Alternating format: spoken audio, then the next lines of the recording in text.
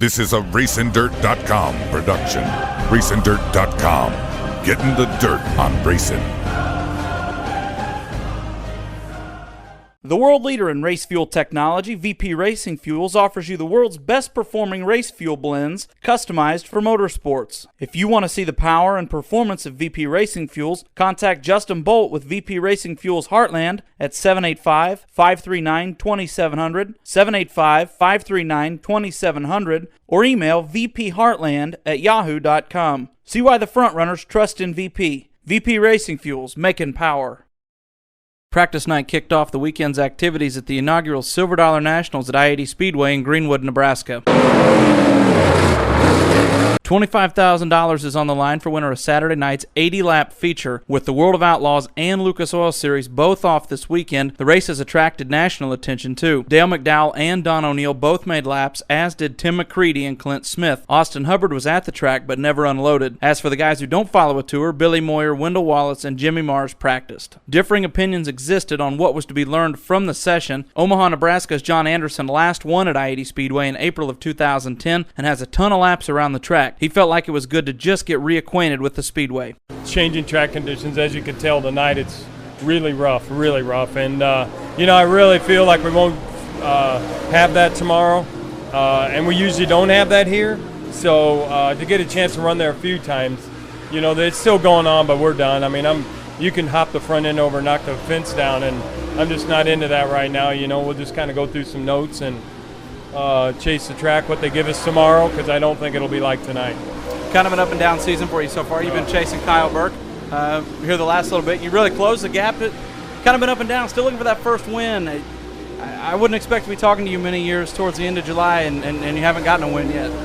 Yeah, I know. We made some changes there, and with cars and different stuff. And, I've only raced up until last weekend only 9 times. We were trying to concentrate on just getting up to speed and we're doing the MLRA, but now we're kind of refocused to get out there and race. After Corning, I looked and I couldn't find anybody race less than 20 times that we're competing against. So we really need to get out there and race. We didn't race none in the month of June, so it's pretty hard to race one night and then be off for 6 weeks. So we're just going to get out and do some more racing, and hopefully it'll all come together. You won here in April of 2010. What's the fast way around your expectations for the racetrack? Where do you think the race will be won? The guy who prepares this track is really, really good. So, the track's been good here every time we've come here. I think it's going to be probably run one middle to top. I think that bottom will go away. I don't think he'll get it as wet as he has in the past, and it'll make us get up on the racetrack. And when that happens, we see a heck of a race. Business first tomorrow night, 2 heat races, kind of an interesting format.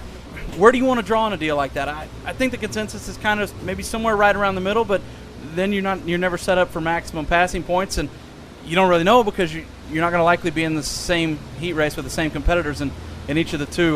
Your head's probably got to be scrambled, I'm assuming, over this format. Well, you know what? I just leave Boss to do the drawing, and where he draws is where it ends up, and everybody's got the same deal.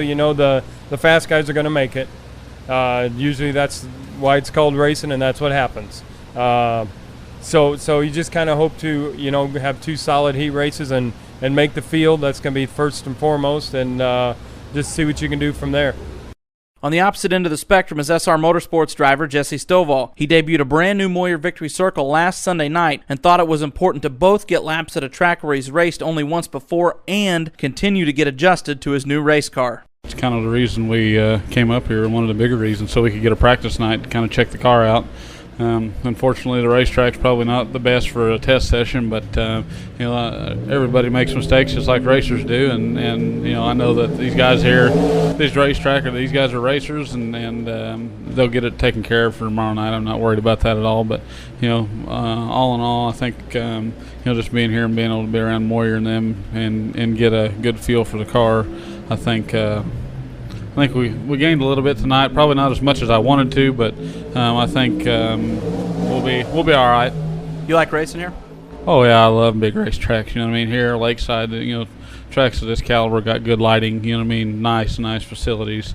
With another one of those second to none tracks, and I had several people tell me in the years past I needed to go up there, and just never did because it's a pretty far trip for me. But very, very nice facilities. You like your race car? What are your impressions now? I guess a night and a half. I guess a night and a practice session on it. I love it. I'm not saying anything about the cars that I've been driving this year, but this race car just kind of feels back at home for some reason. The steering on this car is tremendous, and you got Billy's help, and you can talk to Wendell and all little Billy and all these people here. You've got somebody. That's my biggest thing is I didn't have anybody to bounce off of when I had in the other cars, the other car I was driving. And that's not really nobody's fault, but it made things a lot harder when you just had to come in and scratch your head and try to figure it out for yourself. Now I can walk down here and say, hey, what do you think about this? Hey, what do you think about that? And it just makes for a lot easier getting the car tuned in to where it needs to be. Kind of an interesting scenario with tomorrow night being qualifying the top 20 in passing points, get in 34 positions possibly, 33 for sure, 34 up for auction. 2 heat races. I don't know if anybody ever run in this format with an inversion. So much is based off that draw tomorrow night.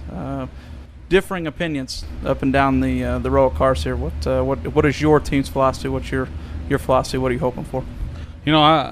I know there's probably some people that don't like it, but I ran this out at Casa Grande in Arizona one time. They ran our heat races, and it was in a mod, but we ran a heat race. If you won your heat race, they inverted it, put you to tailback to the next heat race. If you're good enough, you can get up there and get some passing points in that second one. And, in your first, you can combine them, you'll be all right, you know what I'm saying? I think that they're wanting to make it a good race for the crowd, and that's what they got to do these days to get the fans in the stands, and makes for more racing on a night, where they're not going to have an A feature.